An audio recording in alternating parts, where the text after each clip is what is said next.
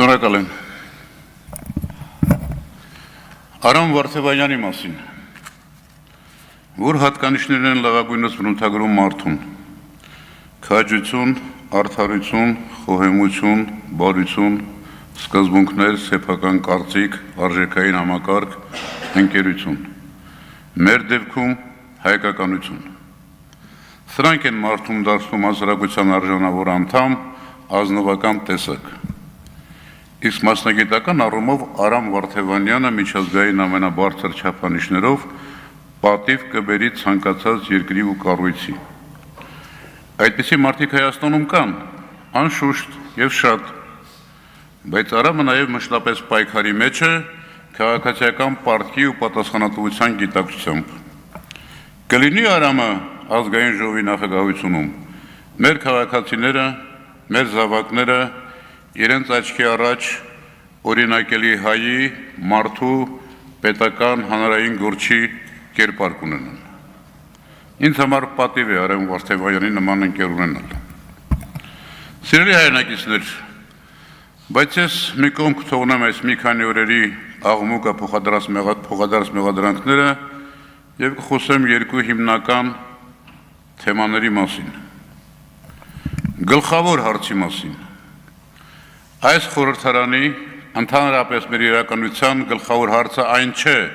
թե Հայաստանը որքանով կկարողանա Ռուսաստանից անկախ քաղաքականություն վարել։ Այդպես փորձում է ներկայացնել ԿՊ-ն։ Անկախության հռչակումից ի վեր 90-ականներից սկսած մեր քաղաքականությունը եղել է հնարավորինս ինքնուրույն, բալանսավորված, կոմպլիմենտար, Հայաստանի ազգային պետական շահերից բխող։ 2000-ականներին եւ Ռուսաստանի, եւ Եվրոպայի, եւ Միացյալ Նահանգների, եւ Իրանի, եւ Վրաստանի հետ մենք ունեցել ենք բնականon հարաբերություններ։ Նույն տրամաբանությամբ Եվրոխորհրդի անդամություն, հազարամյակի Լինսի հիմնադրամի ծրագրեր, Իրանի հետ գազամուղ էներգետիկ ենթակառուցվածք, Ռուսաստանի հետ ռազմավարական գործակցություն։ Ազգային շահի վճռական պաշտպանության բազմաթիվ օրինակներ կան։ Աշխարհի հզոր պետությունների հետ հարաբերություններում։ Հիշողության թարմացում այդ շրջանում Հայաստանի ղեկավարը 10 տարի Ռոբերտ Քոչարյանն էր։ Տարբեր է եղել Ադրբեջանի եւ Թուրքիայի պարագան։ Նրանց հետ թշնամական, մերը անզիջում եւ Արցախի ինքնորոշման իրավունքի իրացման եւ ցեղասպանության միջազգային ճանաչման առումով։ Եվ Հայաստանի այդ ինքնուրույն քաղաքականությունը անկալում ու ընդունում էին բոլոր ուժային կենտրոնները։ Ինչ է փոխվել այսօր եւ որն է իմ կարծիքով մեր գլխավոր հարցը։ Միտումնավոր թե ապիկարության պատճառով մենք պարտվել ենք 20 թվականի պատերազմում։ Անկարողություն այս իշխանությանը հատուկ է, բայց ինչ հիմք կա միտումնավոր բառի համար։ Երբ Նիկոլ Փաշինյանն ասում է 2019-ին Ստեփանակերտում ինքը հայտարարել է Արցախը Հայաստանը եւ վերջ, եւ դրա շնորհիվ մենք հասել ենք այս կետին, որը լավ կետ է, այլ բան չես կարող մտածել։ Որն է այս լավ կետը։ Արցախը չկա, Արցախահայությունը էթնիկ զտման է ենթարկվել, Ադրբեջանի զորքը Հայաստանում է, Ադրբեջանը նորաներ պահանջներ է դնում, Թուրքիան հարաբերությունները պայմանավորում է Ադրբեջանի շահերով եւ բնականաբար իր աշխարհակաղակական նպատակադրումներով։ Ներքին խնդիրների, ժողովրդավարության հետ ընթացի, բռնաճնշումների, ընտրություն կեղծելու քաղբանտարկյալների մասին չեմ խոսում։ Դրանք մեր լուծելիքն են։ Բայց Բաքվի բանտում 3 տարի պահվող Արցախի ռազմաքաղաքական ղեկավարության արկայությամբ խոսել ինքնիշխանության եւ խաղաղության մասին ստորացվածի անբարոյականություն է։ Ինչ է փոխվել իմ համոզմամբ։ Իշխանության մնալու մտասևեռումով այս իշխանությունը հանձնվել է Թուրքիա-Ադրբեջան տանդեմին, պատրաստ է կատարել նրանց բոլոր պահանջները միայն թե ժամանակ շահի։ Այն Ադրբեջանի, որը Նիկոլ Փաշինյանի բնորոշմամբ 20 թվականին ագրեսոր բռնապետություն միջազգային ահաբեկչության օջախ էր։ Այն Թուրքիայի, որը 20 թվականին վերադառնում էր Կովկաս ցեղասպանությունը շարունակելու, Եվրոպային էլ զգուշացնում էր, թե Թուրքիան վաղը լինելու է Վեննայի պատերի տակ։ Հայաստանի ու հայության համար այս կետը ողբերգություն է, լավ կետ է միայն իր եւ իր խմբակի համար։ Իրենք իշխանություն են։ Պարոն Վարդանյան, խմբակ բառը խնդրում եմ չօգտագործել, այլապես մենք էլ այդ բառը կօգտագործենք։ Ավարտեցիք։ Իրենք իշխանություն են, որովհետև լավ կետ է։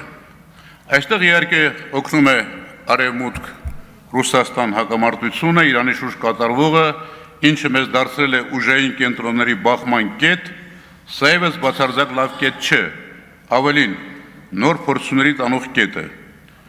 Ուրեմն մեր գլխավոր օրակարգը ոչ թե ԿՊ-ի հռչակածն է, այլ ստորացվածի ենթարկվողի վիճակից դուրս գալը, ինքնուրույն քաղաքականություն վարելը, տարածաշրջանում գործոնի վերածվելը, իրոք ինքնիշխան լինելը, ինչպիսին եղել ենք։ Մենք ենք որոշում մեր ճակատագիրը, թե ուրիշները, ոչ թե որքանով անկախ քաղաքականություն Ռուսաստանից, այլ ինքնիշխան, թե լրիվ կախված Ադրբեջան-Թուրքիայից։ Վերջինը ձեր օրակարգն է, բայց ոչ մեր ու հայ ժողովրդի։ Երկրորդ թեման, ինքնության մասին։ ԿՊ-ի նոր թեզն է, ինքնությունը կայուն բան չէ, անընդհատ փոփոխվում է։ Նախ ովքեր եւ ինչն է ձևավորում հավաքական ինքնությունը։ Իմ համոզմամբ հավաքական ինքնությունը ձևավորվել է հազարամյակների ընթացքում մեր հոգևոր, մշակութային, քաղաքական, ռազմական, տնտեսական վերնախավի անհատական եւ խմբային գործունեության արդյունքում, ոչ խմբակային։ Հայոց լեզու, Մեսրոպ Մաշտոց, պատմիչներ, Նարեկացի, Սասունի Դավիթ էպոս, միջնադարում հայ ազնվականությունը փոխարինած հայ գյուղացի իմաստնություն, հայ ռազմիկի ոգի, ազգային պար, ժողովրդական երգեր, ճարտարապետություն, Էջմիածին, Գանձասար, ցեղասպանություն, Սփյուռք, Կոմիտաս, Արամ Մանուկյան, Գարեգին Նժդե, Թումանյան, Չարենց, Մաթևոսյան, Ռոսլին, Մարտիրոսարյան, Արարատ, հովատ զգացող չեղավ։ Ընտրախավն է ձևավորում ինքնությունը և մարմնավորում։ Այո, փոխում է ժամանակի մեջ ինքնությունը, բայց հարստանալով նոր գույներով ու կերպարներով, որ ազգերն են զարգանում, առաջադիմում անընդհատ արդիականանալով։ Նրանք, որոնք պահպանում են արմատը, պատմական հիշողությունը, ազգային առանձնահատկությունները և գործում են ժամանակին համաքայլ։ ԿՊ-ի բերած փոփոխությունը զիջելն է, հրաժարվելը տեսակից ու առաքինությունից, իբրև անհատ վայելել կյանքը առանց հավաքական գիտակցության ու պատասխանատվության անցյալի, ներկայի, ապագայի հանդեպ։ Հիմա ինքնության հեղաշրջում են փորձում անել, բայց իրականում մի հեղափոխություն է ընթացքի մեջ, գլխարկների հեղափոխությունը։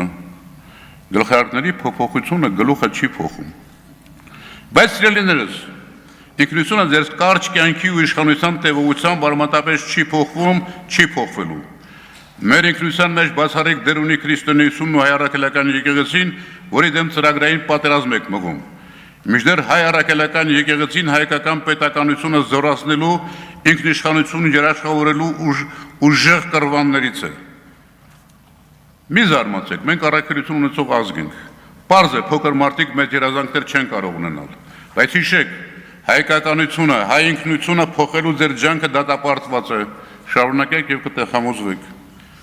Իմ խոսքի սկզբում ես խոսեցի մարդկային առաքինությունների մասին,